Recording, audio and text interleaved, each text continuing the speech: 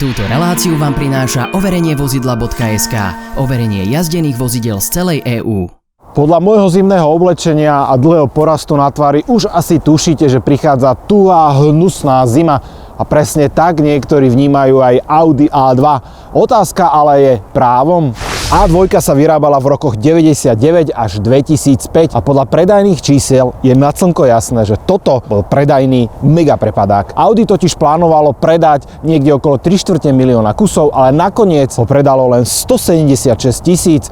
Len pre porovnanie konkurenčný Mercedes-Benz triedy A, ten sa predával v číslach, ktoré presahovali 1 milión kusov, takže trocha rozdiel, čo poviete? Dnes už je samozrejme jasné, prečo sa tento predajný neúspech dostavil. Jedným z nich, a to celkom úprimne, musí byť dizajn. Môžete si povedať, že ten dizajn bol hokus pokus automobilky Audi, ale za dizajnom tohto auta stála známa tvár, známe meno. Bol to Luc Donkerwolke, človek, ktorý nadizajnoval prvú Fabiu, prvú Octaviu, Lamborghini Gallardo, Lamborghini Murcielago a mnoho iných. A potom nadizajnoval toto. Môžete si povedať, že to je naozaj extrémne škaredé auto, ale všetko na tomto aute, naozaj všetko, každý jeden detail má svoje opodstatnenie a má svoj dôvod. Podľa šéfa marketingu Audi nebolo cieľom postaviť lacné Audi, cieľom bolo postaviť malé Audi a toto naozaj má len 3,8 metra. No ale dobové recenzie dobových nemeckých časopisov sa naozaj zamýšľali nad tým, že či to skutočne nie je veľa. Tých 40 000 mariek za auto, ktoré má len 4 miesta na sedenie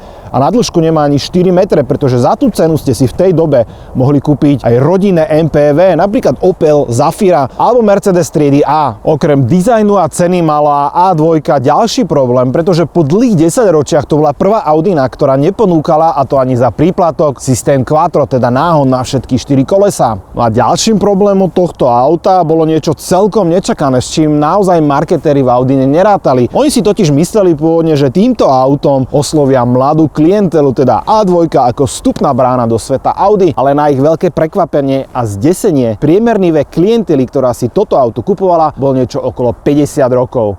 Teda presný opak, ako pôvodne plánovali. A2 stojí na známej platforme A04, teda platforma, na ktorej stojí napríklad jednotková Fabia alebo štvorkové Polo a mnoho iných samozrejme v hierarchii Volkswagenu. A hádate správne, základný stavebný kameň tohto auta bol hliník a Audi A2 bolo len druhé Audi, ktoré používalo Audi Space Frame, teda klietku, akú malo napríklad Audi A8, a ktorá sa potom postupne používala aj v iných, ale ďaleko exkluzívnejších modeloch. Vďaka použitiu hliníka sa pohotovostná hmotnosť A2 pohybovala niekde od 890 kg až do 1030 za tú najvyššiu výbavu. A to je na auto tejto kategórie slušná hmotnosť, pretože ono bolo nielen malé, ľahké, ale zároveň bolo aj bezpečné, pretože na palube ste mali samozrejme stabilizačný systém, kopu airbagov a podobne. Inžinieri v Ingolštáte boli priam posadnutí znižovaním hmotnosti. Jeden príklad za všetko. Toto auto aj napriek svojej malej spotrebe malo veľmi malý dojazd, a to pre jeden jediný dôvod, a totižto nádrž. Tá mala objem len 34 litrov a po facelifte ju inžinieri zväčšili až na 42 litrov. A to sa prosím pekne stalo až potom, čo klienti sa skutočne začali sťažovať na veľmi malý dojazd tohto auta. Ďalším príkladom sú zadné sedačky. Tie vážia len 16 kg a viete ich krásne vybrať a odniesť ako taký kufrík, takže aj v tomto sa inžinieri pohrali. Snaha o čo najnižšiu hmotnosť sa na jednej strane podpisovala na nízkej spotrebe, čo bol želaný efekt, ale na druhej strane sa podpisovala na stále stúpajúcej predajnej a výrobnej cene tohto auta. Mohol za to nielen hliník, ktorý je tu používaný takmer všade, ale mohli za to aj unikátne diely, ktoré sa museli vyrábať špeciálne pre A2. Musela sa vyrobiť špeciálne nová linka, kde sa toto auto vyrábalo. Takže konečná cena bola naozaj nekonkurencieschopná. A navyše Audi tvrdilo v tej dobe, že na každom základnom Audi A2 prerobilo takmer 5 000 eur. A na tom, na čom zarábala, bol samozrejme servis alebo doplnková výbava, ktorú ste si tu mohli na palubu objednať. A je rozhodne škoda, že to auto bolo také drahé a nakoniec aj prehliadané, pretože má plno pekných detailov. Napríklad to, že má sendvičovú podlahu, čo okrem iného znamená, že zadní pasažieri si svoje nohy dokážu spustiť až na úplné dno podlahy. Toto napríklad konkurenčný Mercedes-Benz triedy A absolútne nemal. Tam ste proste sedeli jak na takom bidielku, ale tu celkom pohodlne aj vzadu.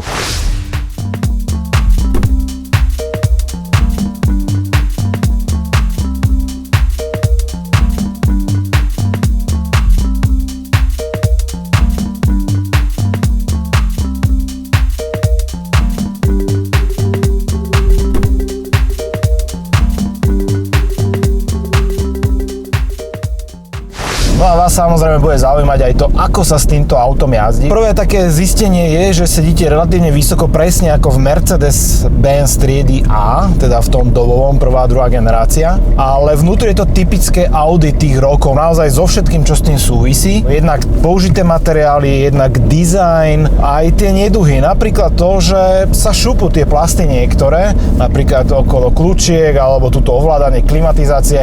Toto Audi naozaj nevychytalo v tých rokoch a musím povedať, že za to tomu patria nejaké tie červené body. A2 dostala do vienka 4 motory. Bavíme sa o dvoch základných benzínových, teda 1.4, stará známa 75 koňová, alebo 1.6 FSI s výkonom 110 konských síl. To bolo v zásade to najsilnejšie a najrýchlejšie, čo ste sa mohli dostať. No a k dispozícii samozrejme boli aj naftové verzie. Úplne základný TDI motor bol 1.2, ktorý mal označenie aj 3L, a to najmä vďaka tomu, že 3L bola hodnota, ktorú chcelo Audi dosiahnuť, čo sa týka spotreby, teda 3 litre na 100 km, a skutočne sa to aj darilo. No a potom tu bola silnejšia 1.4 v dvoch výkonnostných verziách, buď 75 koní, to je to, čo máme my pod kapotou, ale trošku čipnuté, ticho. A potom tu bola 90 koňová 1.4 TDI. A musím povedať podľa tej krátkej skúsenosti teraz, že tie motory celkom svižne mávajú s tým autom. Jediné, čo mi tu naozaj že vadí, je ten príšerný hluk toho motora. Naozaj to dieselové rapkanie tu počujem stále a navyše aj dosť citeľne tu cítim tie rezonancie a vibrácie z toho motora. To je asi tak jediné, čo tu prezrádza, ináč všetko je v tomto aute naozaj na vysokej úrovni a mám z toho auta taký prémiový feeling. Určite vás bude zaujímať aj prevodovky, aké sa sem dávali, takže v zásade ste mali dve možnosti. Buď to bol tento 5-stupňový manuál, ktorý je mimochodom veľmi presný, dobre sa tam hádžu tie rýchlosti, alebo ste mali potom 5-stupňový robotizovaný manuál. To znamená, že vy ste tam síce hádzali tie rýchlosti, ale už ste nemuseli šliapať na spojku. Robotizovaný manuál mala k dispozícii aj 1.2 3L a aj vďaka tomu dokázala mať takúto úžasnú spotrebu. A dalo by sa povedať, že tá verzia 3L je dnes už skutočne exkluzívna a raritná, pretože za celé tie roky sa ich vyrobilo len 6500 kusov a koľko ich prežilo dodnes, tak to ťažko povedať. Tá 3L dokonca bola o niečo ľahšia ako bežná A2, dokonca karoséria bola o zhruba 12 kg ľahšia, takže tam sa naozaj šetrilo úplne, že všade. No a šetrilo sa opäť aj na tých miestach, kde to neradi vidíme ako vodiči. Tak napríklad tá základná 3-litrová A2 nemala k dispozícii servo, bolo len za príplatok, nemalo klimatizáciu, ovládanie okienom, švihadla a podobne. A sa naozaj že šetrilo každý 1 kg. Na druhej strane aj aerodynamika bola naozaj vypiplaná, takže bola zmena aj čo sa týka zadného krídla. Extrémne úzke pneumatiky tu boli. 145 bola šírka, čo je akože fakt brutál. No a malo to špeciálne puklice, všetko bolo na tom aute špeciálne a bolo iné. Všetko sa robilo preto, aby tá spotreba naozaj bola čo najnižšia. A v testoch dokázala dokonca podliesť aj 3 litre. Audi vo svojich propagačných materiáloch tvrdilo, že A2 je to najaerodynamickejšie auto spomedzi všetkých sériových vyrábaných v tej dobe. A bolo tomu skutočne tak, pretože odpor tohto auta bol CD 0,25. No a už keď sme sa dotkli tej techniky, tak treba spomenúť, čo sa týka údržby. Podľa slov majiteľa je to vo väčšine prípadov klasická Fabia, pretože, ako som spomínal, tá platforma je spoločná s jednotkou Fabiou, ale samozrejme, čo sa týka karosárskych dielov, tak tam už je to trošku problematickejšie. Niektoré z nich, ako napríklad blatníky, sú z plastu, no a väčšina nosných dielov na Audi Spaceframe je z hliníku, takže akákoľvek vážnejšia nehoda automaticky znamená aj totálnu škodu, pretože toto vám len tak nikto neopraví.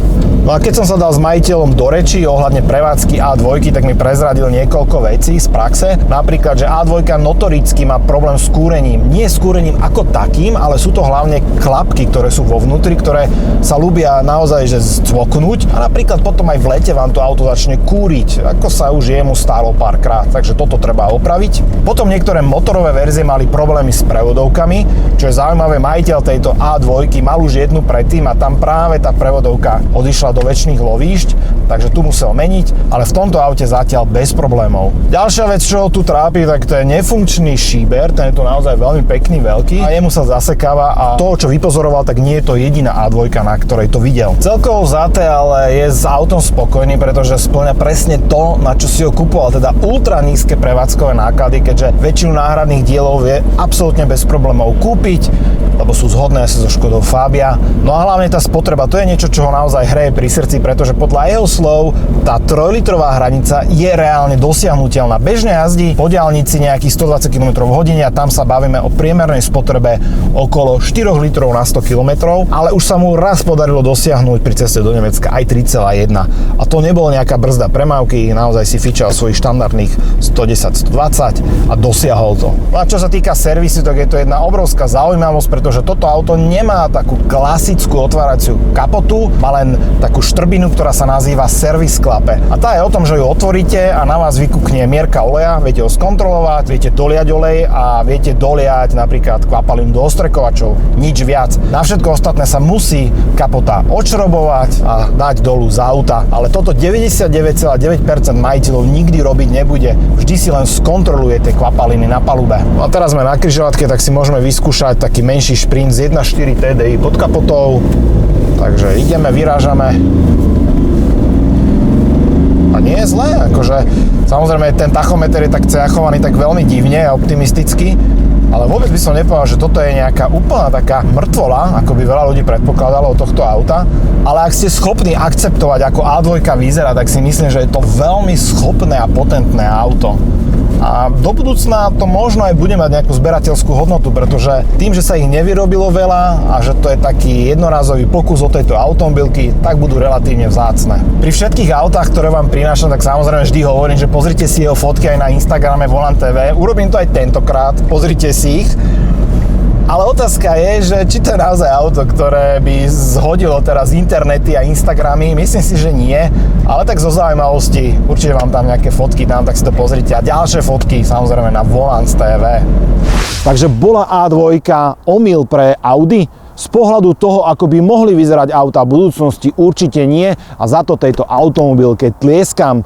A2 totiž bol nositeľ technológií budúcnosti, ale ako povedal jeden z vrchných inžinierov Audi, toto auto sa nikdy nemalo dostať z konceptu do predajnej fázy. Avšak z pohľadu predaja a marketingu bola A2 čistý fail v mnohých smeroch, napríklad cena alebo dizajn, pretože z pohľadu technológií nemôžete mať žiadne námietky voči tomuto mrňusovi. No a celkom úprimne hovorím, že ak by toto auto bolo krajšie, nemal by som absolútne žiaden problém s ním jazdiť aj na dennej báze. Ak ste sa dostali až sem, tak vám veľmi pekne ďakujem za pozretie tohto videa. Všetky informácie o A2, ako aj ďalšie fotografie nájdete v článku na Volant TV. Link uvádzam dolu v popise. No a týmto chcem aj veľmi pekne poďakovať majiteľovi tohto auta. Hobitko, ďakujem ti za zapožičanie. Určite ti ho vrátime o chvíľku v celej kráse a v pôvodnom stave, absolútne bez škrabancov. No a ak ešte nie ste odberateľ kanálu Volant TV, tak to prosím napravte a kliknite na tlačidlo odoberať, aby som vám mohol takýchto zaujímavých aut z automobilovej histórie prinášať čo najviac. Ďakujem a vidíme sa pri ďalšom videu.